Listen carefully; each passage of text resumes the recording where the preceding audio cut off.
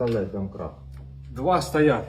Еще. В раму. Куда? Вот тут, под жопу где-то, вот тут под прицепное. Вот тут под этим... Ставу сюда под прицепное, она будет тут садиться, Лех. Дай хоть попробую, блядь. Ну ты видишь, что она еще едет. Там спереди привязанная. Мужик, закрой ляду, борода.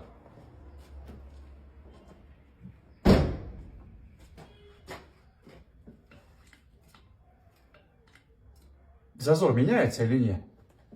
Ты хрен знает. Отпусти. А, Ну да, чуть-чуть, да? Да, только машина сильно, блядь, едет. Сильно едет. Возьми это, слышь. а вот это что?